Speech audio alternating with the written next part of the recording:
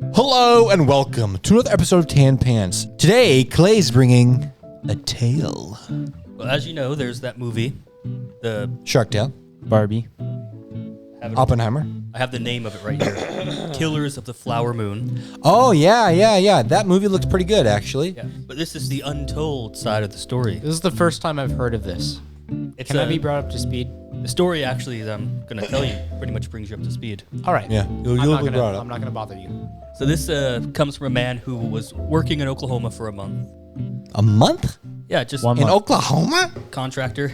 Man, He gets the day off with pay. Very nice. All right. pretty good. All right. Holiday, maybe. But think about how cruel that is. You're in Oklahoma working for a month. This is what, the 20s? Probably pretty recently. Okay, recent. Okay. You're giving your day off with pay in Oklahoma. What are you going to do? Walk around and look at dirt? Listen to trees? You could look at how, wow, that is a flat horizon.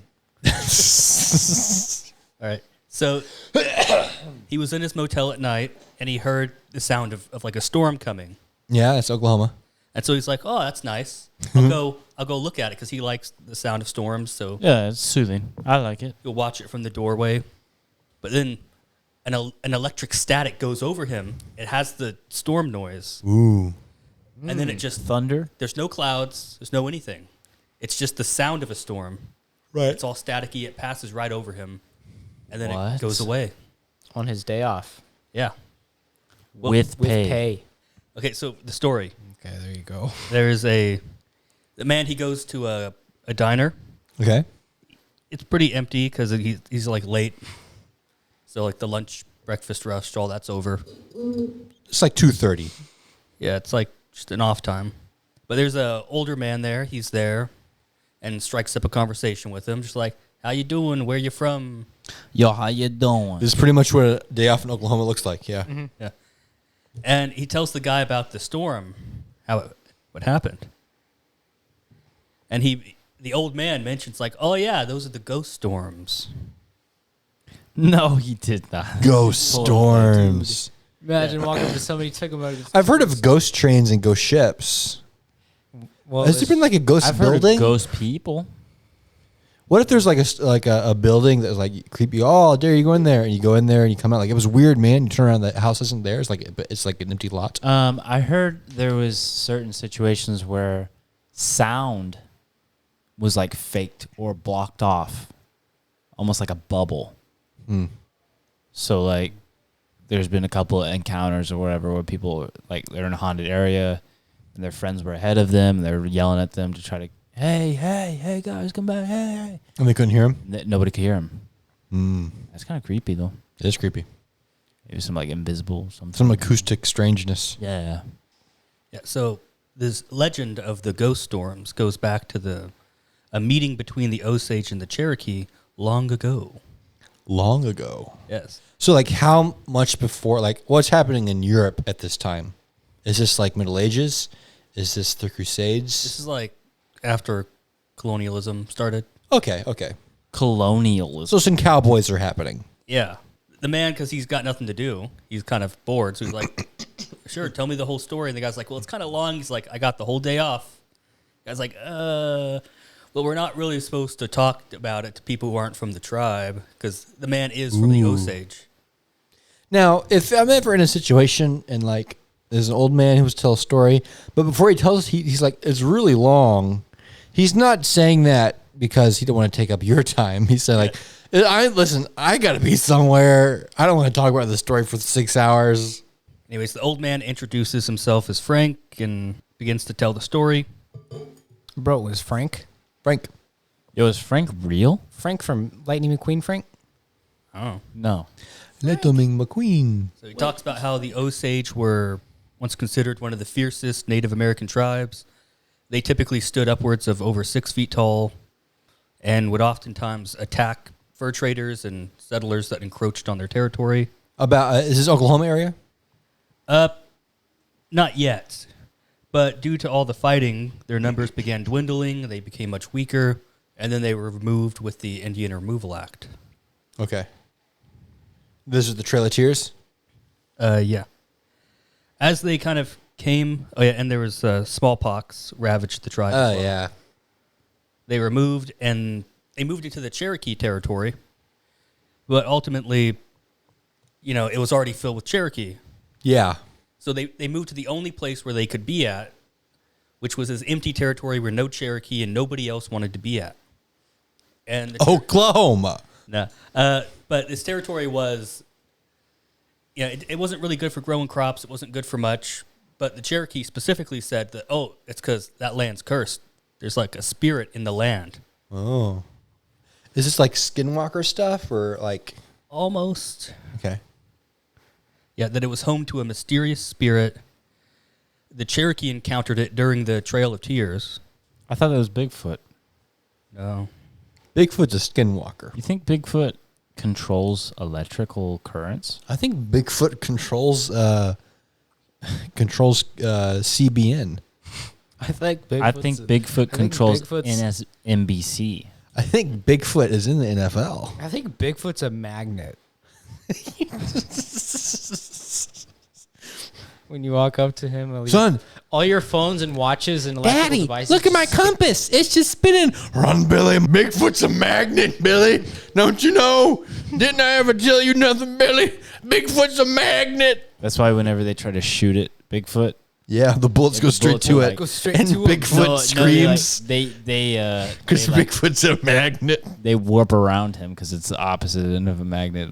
Dang, you got powers. Okay, yeah. Except I don't think lead But that only works with the magnetizes. magnets. Unless the bullets are magnets. Are Does there any lead good? magnetize? Are there any good Bigfoot movies? Like good Harry and the suspenseful? Hendersons. No, I want a good suspenseful. I said good. Harry and the that Hendersons. movie. That was a bad movie. That movie. I didn't like it. Is Clay done with this story? No. Yeah. When they were staying in the land, they wanted to kind of make it theirs, so they asked the Cherokee, and the Cherokee accepted. But one of the elders of the Cherokee said that we're not allowed to talk about this, but there is a spirit in that land. It is the land, and it protects the land. But don't worry, it's just an old spirit. It likes to be left alone. We're not supposed to talk about it, but since we're giving you the land, we're telling you this. Right. And then they sold them the land. Okay, so they bought it. Then they lived happily ever after, right? The end. And the spirit never bothered them. Now, people kept moving west, and the dissolution of territories was very imminent. And Is this before or after the land grab? this is sometime during or Okay. after, before. I don't know. There's no years on this. So Okay, yeah. sometime after the Civil War. Okay. And they were worried that they were going to lose their land and all their stuff. They didn't know what to do. So they called on the spirit to ask it. The spirit showed up. It was like static, this roar, this storm. And effectively it told them to just give up the land, but keep the mineral rights to the land. The spirit knew the modern legal jargon. Basically. Keep the mineral rights, y'all. So there's something gonna of great want value beneath the land, so you want to keep that. Okay. And much later, what happened was they sent a delegation to D.C. and offered that up. But, yeah, we'll disband our tribal lands, but we get to keep the mineral rights, essentially. But you can, buy the property and build on it and do what you want. That worked. It went through, and then it turned out there's gold. Oil. Black gold. Texas tea. Yep, it was one of the largest oil deposits in the United States at the time. Wow. That's why there's still so many oil derricks around Oklahoma. Yeah. And every Osage man and woman was given an equal share of the oil. Their equal share was called a head right. Nice. Upon death, one's head right would go to the next of kin. And then everything changed overnight. Luxury cars, chauffeurs, fine clothing, all the stuff. And that's where Daryl comes in. Daryl. Is Daryl a good man? Is Daryl a nice man? Is he going to be mean? He's a good man. Okay, he good. We like Daryl. So Frank says that the lifestyle attracted some really bad people, that my grandpa told me all about it. Daryl, which was Frank's grandpa, Okay. lived next door to a woman named Anna. She was friendly, talkative, and very nice as one could be. Unfortunately, she was a ghost. And she was also Daryl's closest friend. A ghost demon. She was a ghost demon. Normally, she'd be out in the yard tending her garden, Normally. but one day he didn't see her. Oh. It's not odd at first, just maybe she's just inside and you missed Yeah, her. she's a grown woman. Now, I know the title of the movie coming out is called Killers of the Flower Moon. So this is when people are going to start dying? Yeah. Poor Anna. He knows that Anna went to her sister's house the night before. Usually she's back the same night, but maybe she stayed. A couple days pass, she's not back. Daryl gets worried, so he pays Anna's sister a visit. She says, "Oh, she was here the other night, but she left. I thought she went home." Now Daryl's really worried. Right. He suspects the worst. He marches up to the sheriff's office, reports Anna missing, and then a few days later, Anna's found dead. Dead. Oh no. Down in Where? a gulch, gunshot to the back of her head. Oh, In man. the back of the head? Dude. Ouch. Yep. Daryl and Anna, Anna's sister, both go to identify the body. It's hard on both of them. Daryl can't get the image out of her head of Anna's lifeless face. She actually looked at peace. He thinks about Anna's final moment, imagining what it must have been like for her. And when Anna's body is found, her head right goes to her mother. But 2 months later, her mother turns up dead too. Even stranger, the sheriff's office has ruled Anna's death an accident. What? Yeah. She had a bullet Dude. hole in the back of her head. That doesn't Clearly happen an by accident. In a ditch. Yeah, an accident. Yeah, so Daryl knows there's foul play. What a moron. Sheriff's in on it. The The sheriff's sheriff? dirty. It suddenly dawns on him. Maybe Anna was killed for her head right. Head rights go to the next of kin. So Right. maybe someone in her family is trying to cash in on that oil money. Man. But this theory doesn't seem to pan out at first because Anna's sister, Anna's cousin who gets it, winds up dead. So that means no head right for him. And then Anna's sister gets it and she dies. Her house blew up in a freak accident. Freak accident. If this is someone trying to get the oil, what a stupid way to get the oil. I mean, once you're the last person to get it and you don't die, we know it's probably you. Anna's husband, he got the head right, and then he succumbs to injuries day later. Later, Daryl learns that the accident was no accident. The police discovered a bomb had been planted under the house. The evidence is piling up. There's a serial murderer, plain and simple. What he can't figure out is who might be behind it. It's beginning to drive him crazy. He goes up to Anna's sister's house and stands staring at the rubble. All he can see is the images of Anna's lifeless body in his mind. And for the first time, he hears it. He hears crying as a thunderstorm approaches. He barely notices Another it. thunderstorm. It's another one of those static storms passing over. And then it's all quiet again. You didn't think I was paying attention, did you? No, man. Takes it as a sign that Anna's spirit is restless. She's calling him to do something so that she can be at peace. Yeah. He marches to the sheriff's office, asks to volunteer to help with the investigation. Says he can help make the phone calls, go through files, do whatever you need to. The sheriff tells Daryl that his grief will only get in the way. And he says, "Go home and let us do our job." Then the sheriff stares him down in the eye and says, "I don't want you to get yourself hurt." Ooh. As if like he knows. It's not said like kindly. It's said in a threatening manner. Yeah. So Daryl leaves. He's paying attention when the sheriff office arrests a man in connection to the death. He pays attention when the man's released. No charges. Daryl asks around. Nobody really knows this man. He's not Osage. There's a rumor he's affiliated with a group of local gangs, but nothing concrete. An Osage man, unrelated to Anna, is found shot dead in his car. Another found poisoned on a train. Daryl's not the only one paying attention now. Man. Other tribal members notice. What if he's right? They begin to fear what Daryl has suspected, that someone's targeting the Osage for their head rights. No one is safe. As if to prove it is beyond a shadow of a doubt, the son of an Osage chief dies. His name was George Bigheart. He was poisoned. Doctors call it an accident. Sure, a lot of accidents. Yeah, he died in a crowded ward in Oklahoma City Hospital, Crowded ward. but not before making a call. He was frantic on the phone, telling his attorney that he had serious evidence linking someone to the murder of the reservation. Specifics of the conversation are unknown, but Bighart said the attorney came away spooked. He rang the sheriff's office. The hospital staff recall him speaking angrily into the phone. The attorney informed the sheriff's office that he was currently in possession of certain documents provided to him by Bighart. They were related to the murders. The attorney intended to raise a big stink over it. He got off the phone, hopped on the train for the reservation. He carried a briefcase with him. He was going to meet the sheriff in person. Unfortunately, the attorney never made it. His body was found, tossed off the train, his skull bashed. The briefcase was missing. Dang, this is going to be a good movie. Whoa. By this point, Daryl he's like, I'm mad. Yeah. Yeah. Whoever killed Anna is still out there. They're going to keep killing until somebody does something. Somebody knows something. Drastic. Seems the deaths attracted a little bit of attention. So a group of well-dressed white men arrive at the reservation.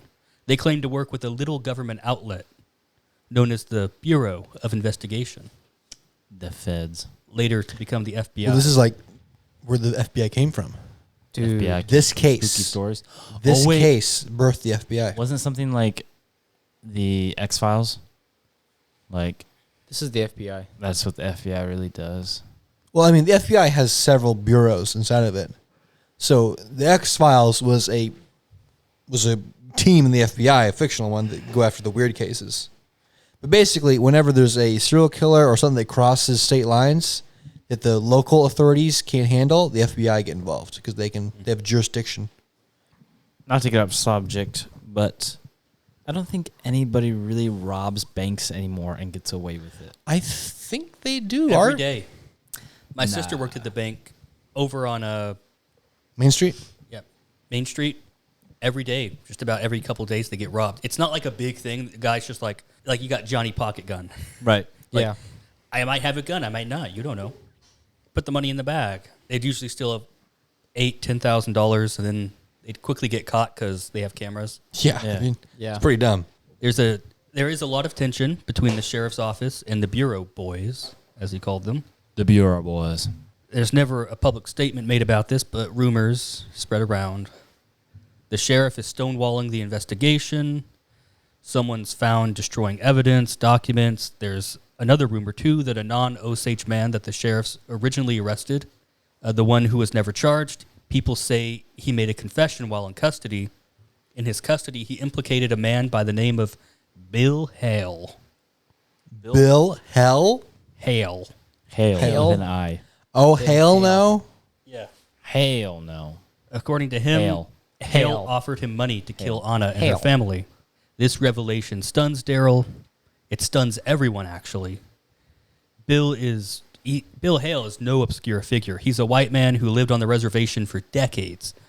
Whereas the tribe became wealthy overnight through oil reserves, he earned his fortune slowly over time through the cattle trade.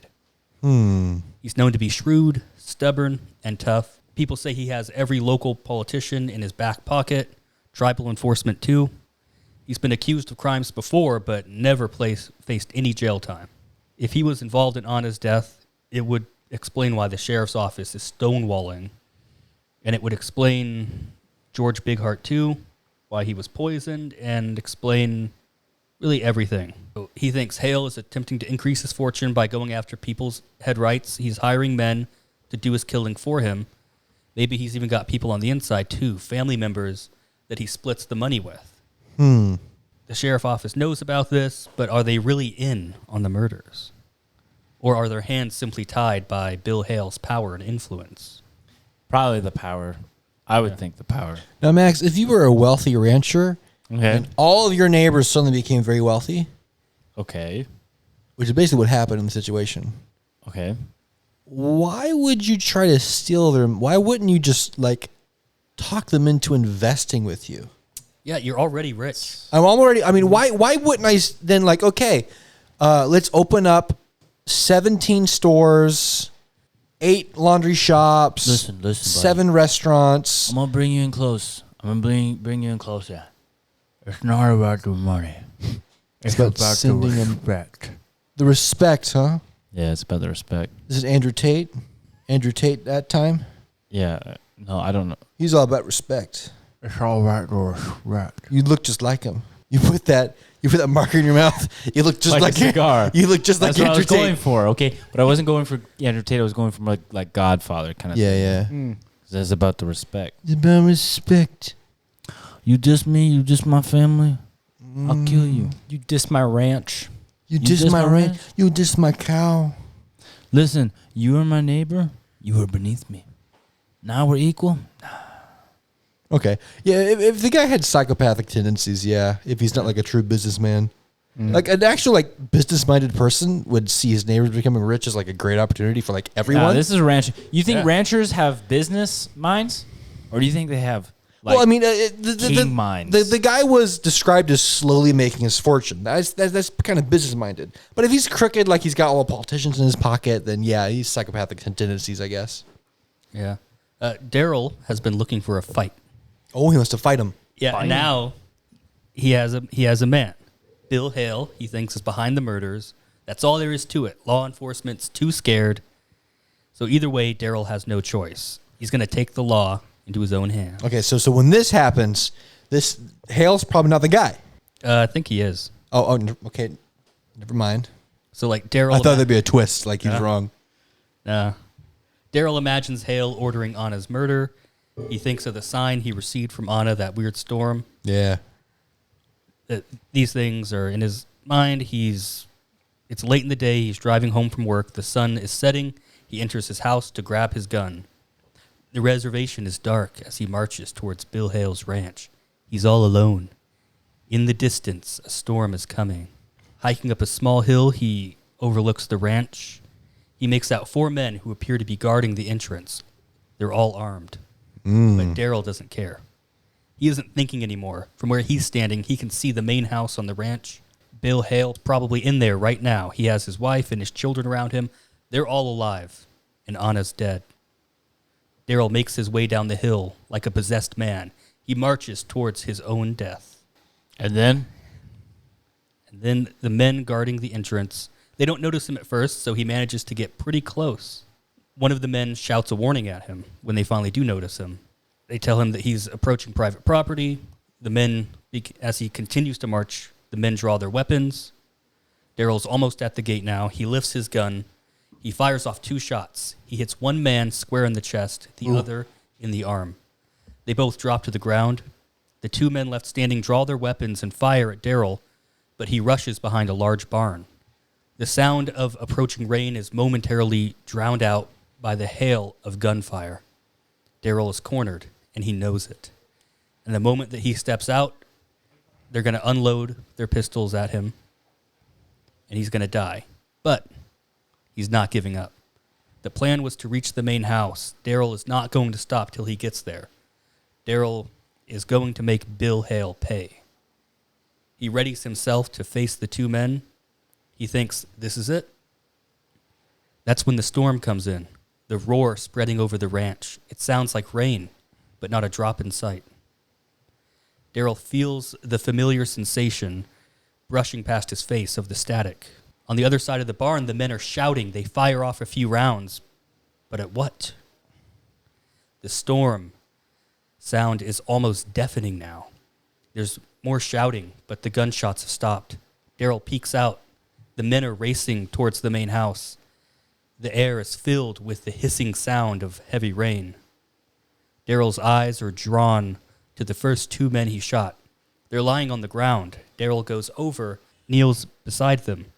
The one he shot in the chest is obviously dead.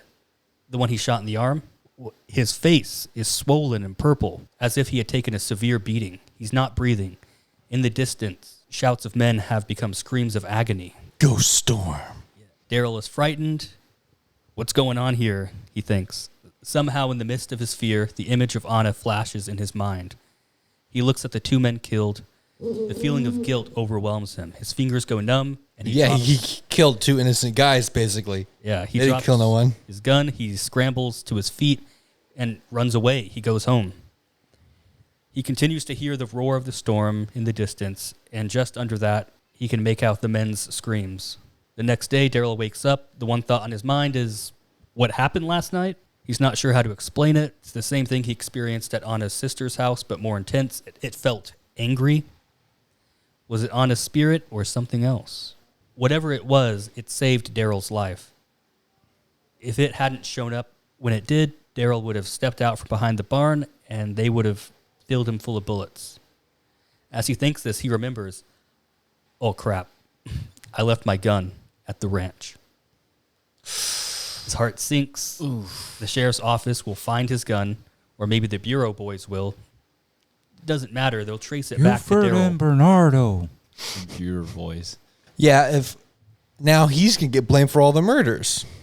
Yeah. So this is really like Lord of the Rings. Lord of the Rings? What was the guy? What was Frodo? No.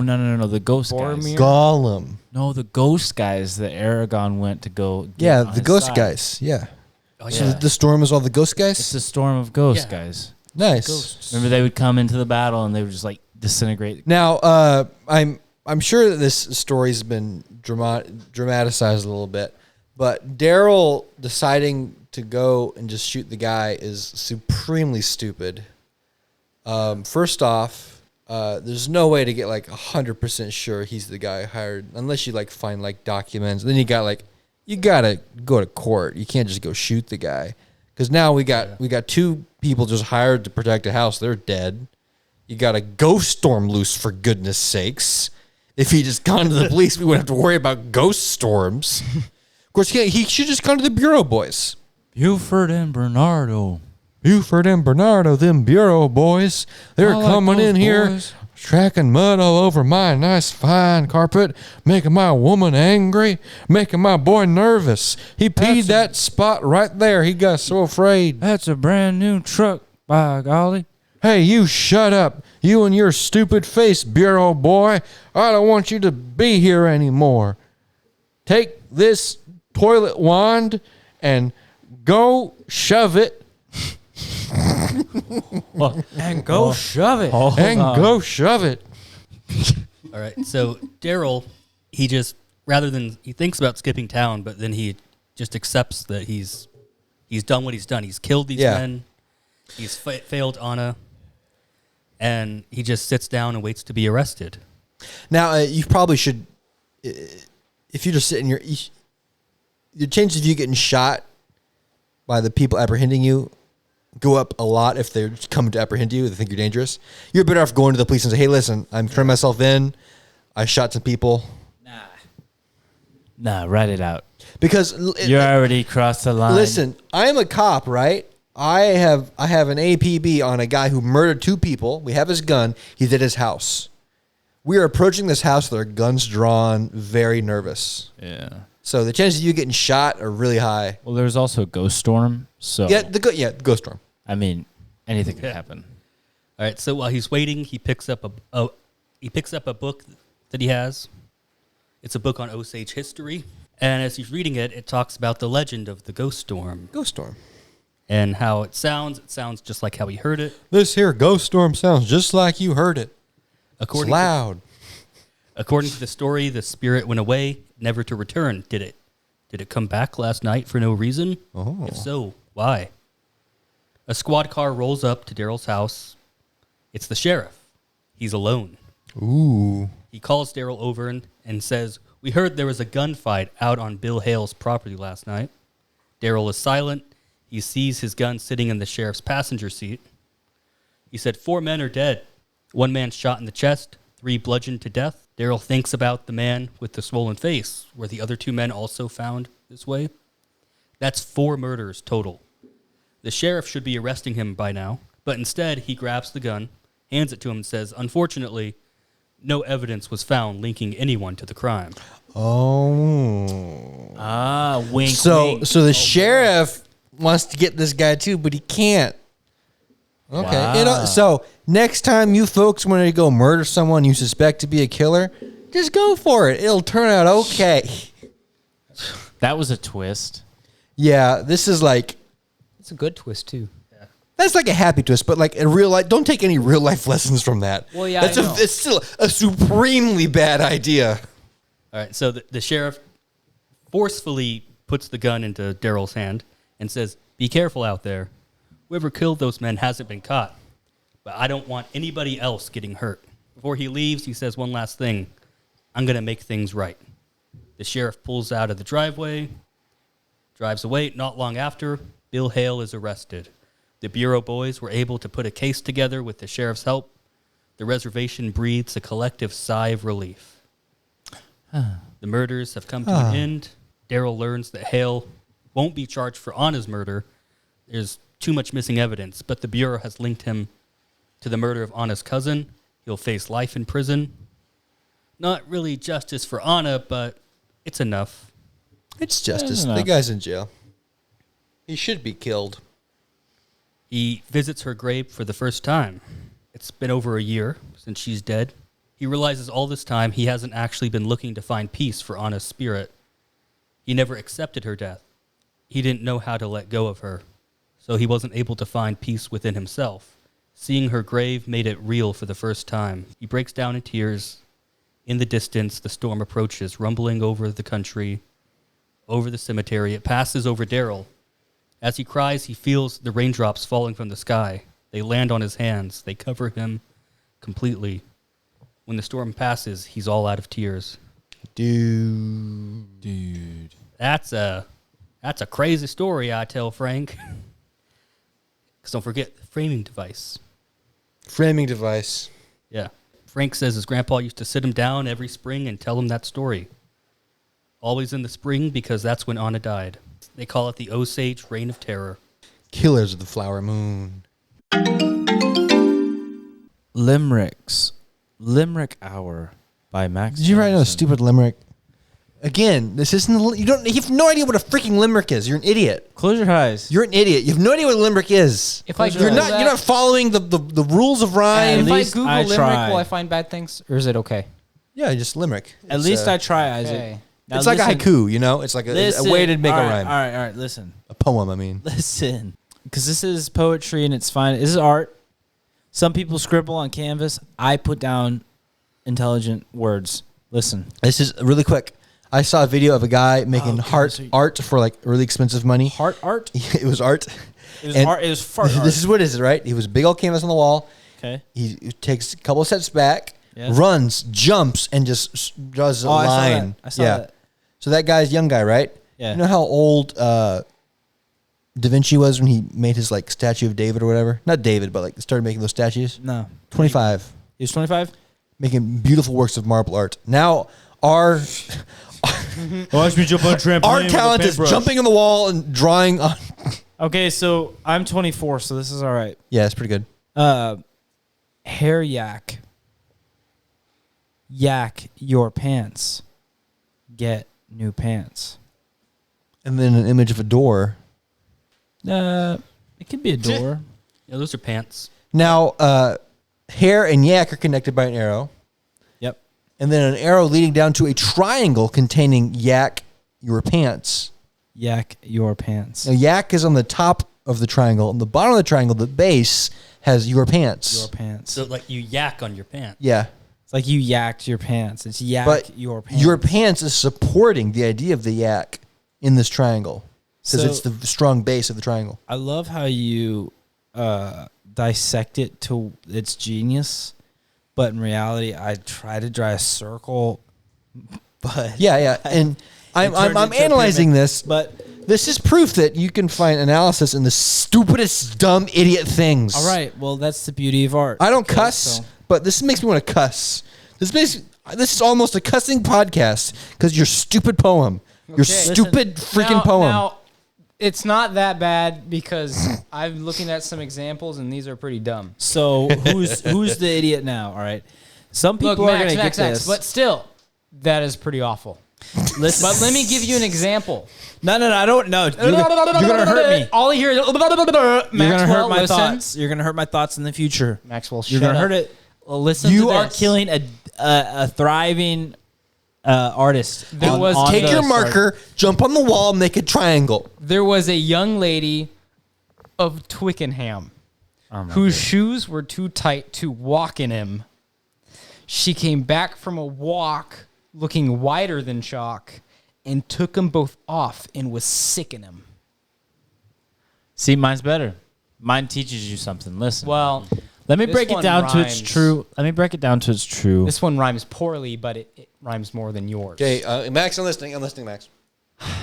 Yours is Try a to sentence. open- Yours is a Venn diagram Close that your has been eyes. shredded. No, quiet, Close Josh. your eyes. I want to hear what Max freaking has to say. Close your eyes and open up your mind. Okay. Yak has hair. Hair yak. Yak hair. Duh. You yak your pants. You get new pants. All right, never mind. Hey, I'm gonna keep working on it, but this is my attempt to art. So don't spit on me too much. Yakking your pants is a allegory for pooping your pants, right? So Yeah. both of your limericks have involved pants and soiling them in some way. Nah. The other one was about being cheap. Oh, okay. This one's about unpredictable accidents. Yak. I see. Maybe in 100 years it'll catch on. Maybe. Someone's gonna find our podcast and be like, "Man, these guys are really good." We get famous. They're gonna start listening to these, and they're gonna say, "Dang, that Max guy." They're gonna so in the That's future not how the 'cause world works. we're They're not gonna recording steal it. this. When this podcast is over, I'm erasing this abomination from the board. So people are gonna take our description. They're gonna try to recreate the diagram you've made. It's not gonna work. And though. no, it's going to be like an infinite amount of creativity because all the different ways they could put hair and yak with an arrow and yak and your pants in a triangle and then the door at the end of it. I mean, People are gonna all start the ways wearing- to interpret this visually is like, actually, are- yeah, this is good. People are gonna start wearing.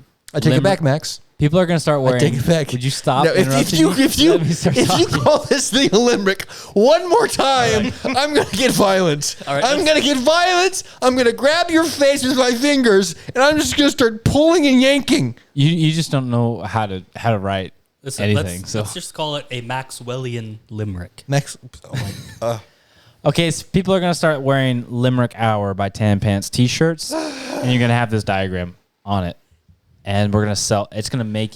It's gonna- Josh, any news? Microscopic bag, smaller than a grain of salt. Sells for $63,000. and I'm dumb. And I'm dumb. Because it's Thank smaller than a you. grain of salt. Look how freaking small. The little green spot on that person's finger. That is a microscopic bag. Let me show you a close up. What's the point? Right there. And I'm dumb. See that? It's a green shopping bag, like for It's a little green Christmas. Oh shopping yeah, it's one of those. It's smaller than a grain of sand. What can it hold? bags. A grain of sand. It can't hold a grain No, of it sand. can't. Oh, because it's it's smaller. smaller than a grain of sand. It can't can even do probably that. hold a small amount of liquid. It is the most no. The viscosity of the liquid won't allow it to go in. Soapy liquid. Maybe some tardigrades. Shut up. How about some If you powder? bring tardigrades into this How about into this hypothetical situation, I'm gonna get violent again. Okay? how about some Your microscopic Max, your bread? limerick has really pissed me off. Hey, I listen. am really upset. That's the beauty of It it. has triggered me. You it's are triggered me at a level that I haven't been triggered before. Isaac. You are the yak. This is probably the angriest I've ever been on the podcast. You are the yak in this This scenario. what else, Josh? You yacked your pants. You sack of. You microscopic sack. Your microscopic. You microscopic sack.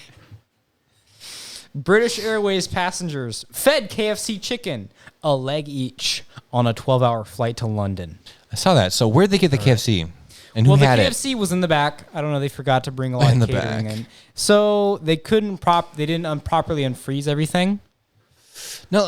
So a lot of people Josh, got food poisoning on a 12-hour flight. A leg each. Ooh.